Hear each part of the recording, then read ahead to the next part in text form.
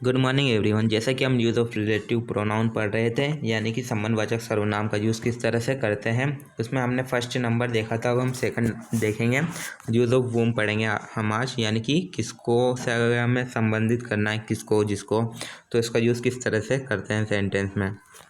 तो use of whom, if a person is present before the blank and subject plus verb is present after the blank.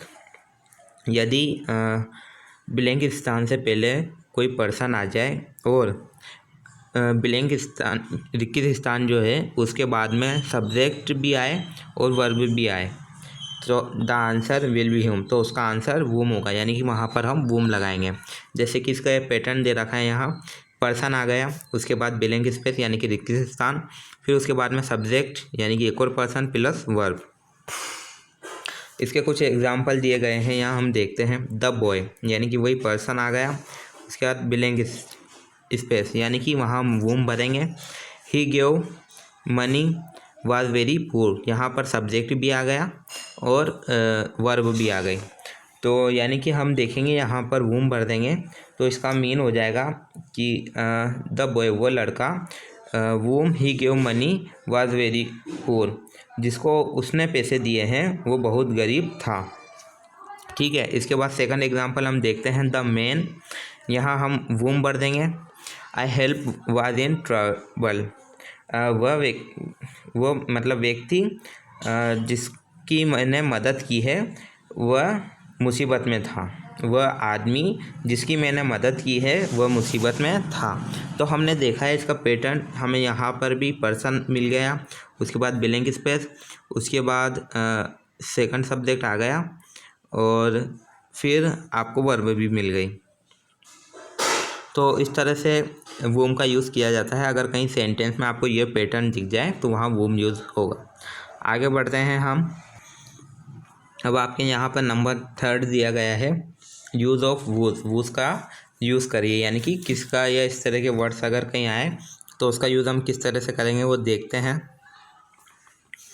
सबसे पहले यहाँ लिखा हुआ है, if a person is present before the blank, यानी कि रिक्त स्थान से पहले कोई पर्सन हो, एंड समथिंग या कोई चीज़, वर्ब और थिंग, वर्ब हो और थिंग हो, पर्सन वर्ब और पर्सन, यानी कि पर्सन हो प्लस वर्ब हो, या पर्सन हो प्लस वर्ब और पर्सन हो, verb is there, we can use whose.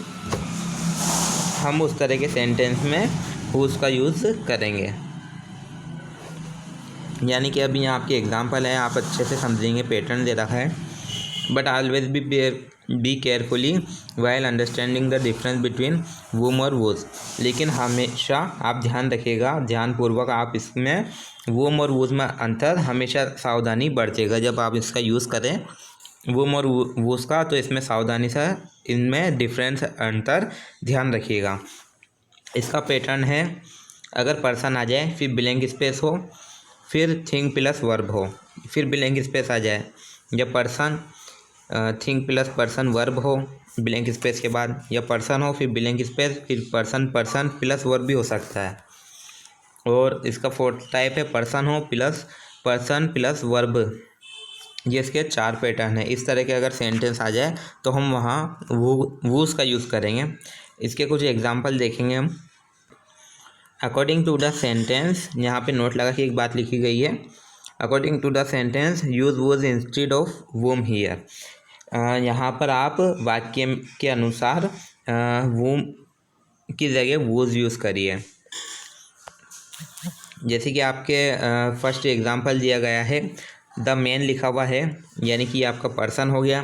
उसके बाद यहाँ लिखा हुआ है shirt is blue is my uncle, यानी कि इसमें थिंग भी आ गई और वर्ब भी आ गया।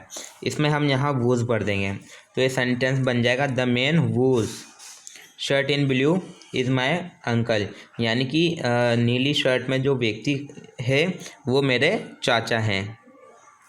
इसी तरह इसका सेकंड एग्जांपल, द मैन, यहाँ हम वूज भर देंगे, तो the man whose can you borrowed in my neighbour, यानी कि वह आदमी जिससे आपने उधार लिया है वो मेरा पड़ोसी है। इसके बाद आगे देखते हैं हम, यानी कि जिस व्यक्ति से आपने कार उधार ली है वह मेरा पड़ोसी है। तो इसमें हमने देखा कि यहाँ पर पर्सन भी आ गया और थिंग आ गई कार, उसके बाद वापस पर्सन आ गया यू, ठीक है, उसके बाद वर्ब भी आ गई। तो इसमें हमने इसका फर्स्ट पैटर्न देख लिया, सेकंड पैटर्न, उसके बाद एक और पैटर्न है थर्ड, द बॉय, यहाँ पर हम वूज भर देंगे। Father is a doctor is my friend, यानी कि वो लड़का जिसके पिता डॉक्टर हैं वह मेरा मित्र है। तो ये हमने इसका फोर्थ पैटर्न देखा है। यहाँ इसमें पर्सन आ गया, उसके बाद ये एक और पर्सन प्लस वर्ब आ गई। तो इस तरह से आप अगर कहीं एग्ज़ाम सेंटेंस में आपको ये पैटर्न दिख जाए तो हम इसमें वूज का यूज़ करेंगे। आगे बढ़ते हैं हम, आपके फोर्थ है अब यूज़ ऑफ विच का यूज़ किस तरह से करना है हमें। If there is a lifeless things और animal before the blank and noun और verb is there after the blank, यदि आपको कहीं खाली स्थान से पहले कोई बेजान चीज़, लाइफलेस थिंग और कोई जानवर दिख जाए, यानी कोई बेजान चीज़ और जानवर दिख जाए ब्लैंक स्पेस से पहले, और उसके बाद में नाउन और वर्ब हो ब्लैंक स्पेस के बाद, तो हम उसमें विच का यूज़ करेंगे। जैसे कि हम एग्जांपल देखते हैं। फर्स्ट इसका, the dog which bit you is his, यहाँ हम विच भर देंगे। तो द डॉग यानी कि वह कुत्ता जिसने तुम्हें काटा है वह उसका है। इसी तरह इसका second example, the book which Mohan gave me is yours, यानी कि मोहन ने मुझे जो पुस्तक दी है वह तुम्हारी है। तो हमने यहाँ देखा, हमें यहाँ बेजान चीज़ दिख गई या एनिमल दिख गया, ठीक है, ये बेजान चीज़ आ गई और ये एनिमल आ गया। उसके बाद हमें नाउन मिल गई बाद में और वर्ब मिल गया, तो उसमें इसलिए हमने विच का यूज़ किया है।